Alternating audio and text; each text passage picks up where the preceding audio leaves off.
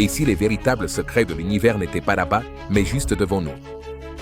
Des rencontres rapprochées documentées aux silhouettes mystérieuses qui pourraient tout dissimuler. Aujourd'hui, nous te présentons les 16 mystères extraterrestres les plus saisissants qui pourraient changer ta façon de voir la réalité. Numéro 16. La rencontre avec l'OVNI de l'USS Nimitz. As-tu entendu parler de la rencontre avec l'OVNI du USS Nimitz en 2004? C'est l'un des témoignages d'OVNI les plus fascinants et les mieux documentés de l'histoire. Un groupe d'attaque navale dirigé par l'USS Nimitz effectuait des exercices d'entraînement au large de la côte nord-ouest du Mexique. La situation s'est compliquée le 10 novembre, lorsque les opérateurs radars de l'USS Princeton ont détecté des signaux étranges près de l'île de San Clemente. Ce n'étaient pas de simples éclairs aléatoires. Ils apparaissaient par groupes de 5 à 10 et ne ressemblaient à rien que l'équipage ait vu auparavant. Au début, ils ont pensé que le radar pouvait avoir des dysfonctionnements. Ils l'ont recalibré, seulement pour découvrir que les signaux s'intensifiaient. Quoi qu'il soit, ces objets défiaient la physique. Ils descendaient de plus de 28 mètres jusqu'au niveau de la mer en quelques secondes. Trop rapide pour des oiseaux, trop lent pour des avions et totalement inexplicable. Au 14 novembre, la situation s'est aggravée. Lors d'un vol de routine, le radar a détecté les mêmes signaux étranges, alors le lieutenant Douglas Kurt a été envoyé pour vérifier. Il a observé une perturbation massive à la surface de l'océan, comme si quelque chose de grand était immergé. Le commandant David Fravor et son alien ont suivi, et ce qu'ils ont vu était stupéfiant, un objet oblong blanc, plus tard appelé l'OVNI Tic Tac, qui se déplaçait de façon erratique, sans ailes, sans propulsion visible et à des vitesses défiant toute logique. L'équipe de Fravor a même enregistré des images infrarouges de l'objet. Mais attention, ce même jour, toutes les vidéos auraient été confisquées.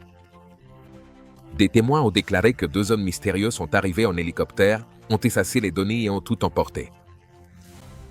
Fravor jure avoir vu une version plus nette de la vidéo, mais elle n'a jamais été rendue publique. À ce jour, personne ne peut expliquer ce qu'ils ont trouvé, mais ça te fait forcément te demander ce qu'il y a là-dehors, non? Numéro 15. La rencontre OVNI avec l'USS Theodore Roosevelt. En 2015, une décennie après l'incident de l'USS Nimitz, une autre rencontre avec un OVNI a eu lieu, cette fois avec l'USS Theodore Roosevelt, un porte-avions à propulsion nucléaire.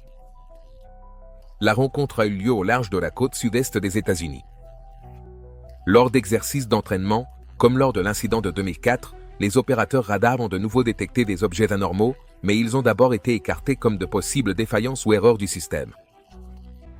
Cependant, les objets ont commencé à effectuer des manœuvres extrêmement inhabituelles, se déplaçant à des vitesses hypersoniques et défiant apparemment les lois de la physique. Au fur et à mesure que les rencontres se poursuivaient, 2 avions de chasse du USS Theodore Roosevelt ont évité de justesse une collision en vol lorsqu'un objet est passé juste entre eux. Bien que les pilotes n'aient pas parlé publiquement de leurs expériences, l'un de leurs collègues, le lieutenant Ryan Grave, s'est exprimé par la suite à propos de l'incident. Selon Grave, il ne s'agissait pas d'un incident isolé. En fait, plusieurs pilotes avaient vu des objets similaires pendant des mois, et ceux-ci pouvaient rester en l'air jusqu'à 12 heures d'affilée. La nature des objets observés par les pilotes était encore plus étrange. L'une des observations les plus étranges impliquait un engin qui ressemblait à un cube enfermé dans une sphère translucide. Bien que les pilotes aient été surpris par la vision, ils n'ont pas eu assez de temps pour recueillir plus de détails avant que l'objet ne disparaisse. Le grand nombre d'observations similaires faites par différents pilotes sur une longue période a soulevé de nouvelles questions sur la nature de ces objets. Numéro 14. L'OVNI en forme de cœur. Quelques mois après la rencontre avec l'USS Theodore Roosevelt, une autre vidéo d'OVNI a été enregistrée, cette fois au large des côtes de la Floride. L'enregistrement montrait un engin qui semblait tourner d'une manière similaire aux descriptions de technologies extraterrestres données par Bob Lazar. On a observé que l'engin volait de côté, créant un champ de distorsion gravitationnelle autour de lui, exactement comme Lazar l'avait décrit. Les critiques ont suggéré que la rotation apparente de l'engin dans la vidéo était une illusion d'optique causée par le mécanisme de dérotation de la caméra. Cependant, les 2 pilotes qui ont assisté à l'événement étaient convaincus que l'objet tournait réellement. Même des experts du système de caméra, comme Jeremy Corbin, ont écarté l'explication de l'illusion d'optique. Selon eux, si la rotation était vraiment une illusion d'optique, cela n'expliquerait pas les manœuvres observées par les pilotes. Ces images ont renforcé la conviction que ces phénomènes n'étaient ni de simples défaillances techniques, ni des aéronefs conventionnels mal identifiés. Elles ont également renforcé les affirmations de Lazar, puisque le comportement décrit de l'OVNI ressemblait aux propriétés du vaisseau défiant la gravité. Numéro 13, Bob Lazar et la zone 51. Une autre histoire fascinante liée à la technologie extraterrestre et au secret gouvernemental est celle de Bob Lazar, qui, à la fin des années 1980, a affirmé avoir été engagé pour travailler à la zone 51, la base militaire américaine hautement secrète située dans le Nevada. Selon Lazar, sa mission consistait à faire de la rétro-ingénierie sur des vaisseaux spatiaux extraterrestres, en particulier sur un qui avait été récupéré par le gouvernement. Les affirmations de Lazar comprenaient des descriptions d'une soucoupe volante fonctionnant avec un réacteur à antimatière, alimenté par une forme stable de l'élément 115, une substance qui n'avait pas été officiellement découverte avant 2003, et qui reste encore aujourd'hui extrêmement difficile à stabiliser. Lazar a décrit le vaisseau spatial comme ayant un design unique, avec un réacteur en son centre et des amplificateurs de gravité tout autour. Ces amplificateurs créaient soi-disant un champ de distorsion qui permettait au vaisseau de défier la gravité, le rendant capable de voler dans n'importe quelle direction avec une maniabilité inégalée. Le récit de Lazar incluait également des détails sur des êtres extraterrestres, en particulier les soi-disant aliens gris, qui, selon lui, étaient de la taille d'enfants. Il a même affirmé avoir vu des cadavres de ces êtres pendant son séjour sur la base. Malgré les affirmations détaillées de Lazar, le gouvernement a systématiquement nié son implication dans la zone 51. De nombreux sceptiques soutiennent que Lazar invente simplement son histoire, en citant ses antécédents judiciaires et l'absence de diplômes officiels dans le domaine. Cependant, le journaliste d'investigation George Knapp, qui a enquêté de manière approfondie sur les affirmations de Lazar, a découvert que Lazar possédait une connaissance détaillée des installations de la zone 51, ce qui serait impossible à avoir pour quelqu'un sans information interne. L'histoire de Lazar a suscité encore plus d'intrigues lorsque le département de la Défense a confirmé l'utilisation de scanners biométriques de la main dans les années 1980, qu'il avait déjà décrits. Bien que le gouvernement n'ait pas officiellement reconnu sa participation, son récit cohérent et certains détails corroborés rendent difficile de rejeter ces affirmations. Numéro 12, Faux fictaires. Parlons de l'un des mystères les plus fascinants et souvent ignorés, les faux fictaires. Tout a commencé en novembre 1944, lorsqu'un pilote de chasse américain survolait la vallée du Rhin, près de la frontière franco-allemande. Au cours de sa mission, il a aperçu des lumières brillantes au loin. Pensant qu'il pouvait s'agir d'armes ennemies, il s'est approché pour enquêter, mais avant de pouvoir les voir clairement, les lumières ont disparu. Ce n'était pas un incident isolé. Des pilotes de plusieurs forces alliées ont commencé à signaler des rencontres similaires, des orbes brillants, des lumières clignotantes et des objets étranges volant à côté de leurs avions. Ces événements étaient si fréquents qu'ils leur ont donné un surnom, Faux fictaires, tiré de l'expression Foo Fighter, de la bande dessinée Smokestover, qui faisait référence à des choses bizarres ou inhabituelles. Et oui, le célèbre groupe de rock a tiré son nom de là. Mais qu'étaient donc ces faux fictaires? Certains disaient qu'il s'agissait d'hallucinations causées par la fatigue du combat, mais beaucoup de ces pilotes étaient expérimentés et lucides. Une autre théorie avançait que ces lumières étaient des avions expérimentaux d'allemans secrets. Cependant, des décennies plus tard, aucune preuve n'est venue confirmer cette hypothèse. L'idée la plus intrigante, ces lumières pourraient avoir été des visiteurs extraterrestres. Ce n'est pas si farfelu. La Seconde Guerre mondiale a été le conflit le plus meurtrier de l'histoire de l'humanité. Peut-être que les extraterrestres ont remarqué le chaos et sont venus observer. Peut-être que la destruction totale de la guerre a attiré leur attention. Et après avoir vu de quoi les humains étaient capables, ils ont décidé de nous laisser tranquilles. Numéro 11, l'incident de l'école aérienne. Nous savons tous que les enfants ont généralement une imagination très vive et ne sont pas toujours les meilleurs pour raconter des histoires. Ils peuvent inventer des histoires vraiment farfelues.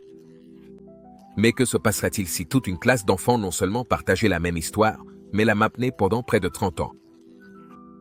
Ça, c'est vraiment surprenant. En 1994, quelque chose d'extraordinaire s'est produit à l'école aérienne près de Ruwa, au Zimbabwe.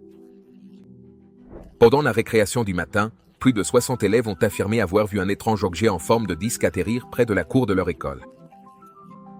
La curiosité l'a emporté et beaucoup se sont approchés. C'est alors que les choses sont devenues encore plus étranges. Des silhouettes humanoïdes vêtues de noir sont sorties de l'appareil. Les enfants ont décrit s'être sentis effrayés, mais au lieu d'attaquer, les êtres auraient envoyé des messages télépathiques avertissant de la destruction de l'environnement. Puis, aussi soudainement qu'ils étaient apparus, le vaisseau et ses occupants ont disparu. Tous les élèves n'ont pas assisté à l'incident, mais ceux qui l'ont vu ont maintenu leur version pendant des décennies. Les sceptiques soutiennent qu'il pourrait s'agir d'une hystérie collective, d'un délire partagé provoqué par des facteurs extérieurs. Seulement 2 jours auparavant, de multiples observations d'OVNI avaient été signalées dans le sud de l'Afrique, ce qui aurait pu alimenter l'anxiété et l'imagination des enfants, mais voici le rebondissement inattendu. Les récits des enfants étaient remarquablement cohérents. Beaucoup ont dessiné des images étrangement similaires de ce qu'ils avaient vu, jusque dans les détails du vaisseau, des êtres et du message écologique. Cela semble étrangement précis pour que ce soit inventé par un groupe de jeunes enfants. Bien que cela ne prouve pas l'implication d'extraterrestres, il est difficile de considérer cela comme une simple coïncidence ou une hystérie. Quelque chose de vraiment déconcertant s'est produit ce jour-là. Numéro 10, Navak d'Ornibège. En 1989, la Belgique est devenue le centre d'une frénésie d'OVNI qui laisse encore les gens perplexes aujourd'hui. Tout a commencé par une froide soirée de novembre, lorsque plus de 30 groupes de personnes ont repéré quelque chose d'étrange dans le ciel nocturne, un objet triangulaire avec 3 lumières brillantes en dessous. C'est flippant, n'est-ce pas? Mais ce n'était que le début. Au cours des 5 mois suivants, plus de 2000 observations similaires ont été signalées dans tout le pays. Ça fait beaucoup? C'est quoi ce truc, bon sang? En très peu de temps, le gouvernement belge a commencé à s'inquiéter de la possibilité que des avions d'Américains de haute technologie volent dans les parages. Lorsqu'ils ont pris contact, les États-Unis ont nié toute implication. En mars, après une nouvelle observation, la Belgique a envoyé des avions de chasse. Mais, même si les Kiloks n'ont pas pu voir l'objet, leur radar a détecté quelque chose d'inhabituel qui volait de façon imprévisible et disparaissait à des vitesses incroyables. Vraiment flippant. Après cela, les observations se sont estompées, mais le mystère est resté. Le gouvernement a minimisé l'incident, incapable de fournir une explication solide. Bien sûr, certains sceptiques pensent que la première observation a déclenché une vague d'hystérie collective, rendant les gens plus enclins à imaginer des choses dans le ciel. Mais soyons honnêtes, comment expliquer ce signal radar? Honnêtement, on dirait que les extraterrestres sont venus jeter un coup d'œil rapide. Peut-être qu'ils essayaient juste de comprendre comment les gaufres pouvaient être aussi bonnes. On ne peut pas leur en vouloir d'être curieux. Numéro 9, le mystère de Skinny Bob. Les observations d'extraterrestres s'accompagnent souvent de photos floues ou d'images tremblantes de vaisseaux spatiaux qui ressemblent à des frisbeeman éclairés. Mais en 2011, quelque chose de différent est apparu, une vidéo qui n'était pas seulement inhabituelle, mais carrément troublante. Je vous présente Skinny Bob. Non, ce n'est pas le nom de l'oncle bizarre de quelqu'un. C'est le surnom d'un soi-disant extraterrestre capturé en vidéo. Je vais vous raconter l'histoire. Un utilisateur de Reddit nommé Yvan a partagé le clip en affirmant qu'il provenait directement des archives du KGB. Selon lui, Skinny Bob n'était pas un extraterrestre ordinaire. Il faisait partie d'une mission diplomatique du système stellaire Zeta Reticuli. Le but de la mission? Apparemment, discuter de préoccupations communes avec les terriens. Les détails concernant ces préoccupations restent aussi mystérieux que l'enregistrement lui-même. La vidéo montre ce qui semble être un extraterrestre avec une grosse tête, de grands yeux noirs et une attitude calme. Elle est étrangement nette comparée aux habituelles vidéos d'OVNI.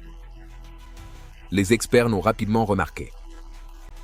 Le spécialiste des effets visuels Randy Sharp, connu pour son travail sur Je suis une légende des Watchmen, a analysé la vidéo et est resté perplexe.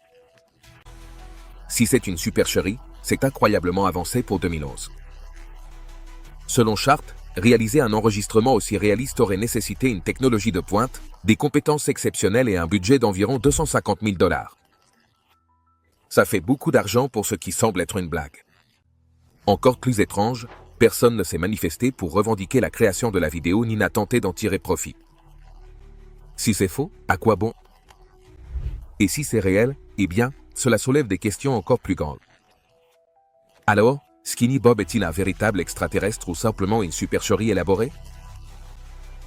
On ne le saura peut-être jamais, mais après plus d'une décennie de silence, il est peut-être quelque part, espérons-le, en train de profiter de la vie, même s'il a troqué sa silhouette mince contre un peu plus de nourriture réconfortante. Quelqu'un veut de Fat Bob? Numéro 8, le mystère des lumières de Phoenix. C'est une histoire qui ne concerne pas seulement quelques témoins au hasard, mais des dizaines de milliers de personnes qui ont vu quelque chose d'inexplicable dans le ciel du Nevada et de l'Arizona. Accrochez-vous bien, parce que là, c'est du délire. Tout a commencé le 13 mars 1997, juste au crépuscule. Aux alentours de 19h30, quelqu'un à Henderson, dans le Nevada, a aperçu d'étranges orbes lumineux flottant dans le ciel. Ce qui n'était au départ qu'un seul signalement est rapidement devenu quelque chose de bien plus important. Ces lumières mystérieuses ont continué à se déplacer à travers l'État, atteignant l'Arizona, soit un trajet de près de 480 km. Des milliers de personnes ont déclaré les avoir vues, y compris l'acteur Kurt Russell, qui a ensuite révélé qu'il pilotait un avion cette nuit-là et qu'il avait été témoin du phénomène en personne. Les lumières formaient un nu et beaucoup ont affirmé qu'ils pouvaient à peine distinguer un immense vaisseau derrière elles. Partiellement dissimulée par les nuages, la lente et silencieuse procession de lumière a laissé les spectateurs stupéfaits. Puis, aussi mystérieusement qu'elles étaient apparues, elles ont survolé Phoenix et ont disparu. Étrange, non? Mais ce n'était pas encore fini. Plus tard dans la soirée, vers 22h, le ciel de Phoenix s'est de nouveau illuminé. Cette fois, on a vu une rangée de lumières brillantes flottant en formation, qui sont restées suspendues dans les airs pendant ce qui a semblé être une éternité. Le deuxième événement n'a fait qu'alimenter le mystère. Au début, les sceptiques ont tenté d'apporter des explications logiques. L'auteur et démystificateur d'OVNI, Robert Schiffer, a affirmé que tout cela faisait partie de 2 exercices d'entraînement de l'armée de l'air américaine avec des avions A-10. La formation en U, disait-il, mettait que des avions volant en synchronisation. Et les lumières suspendues? Elles étaient censées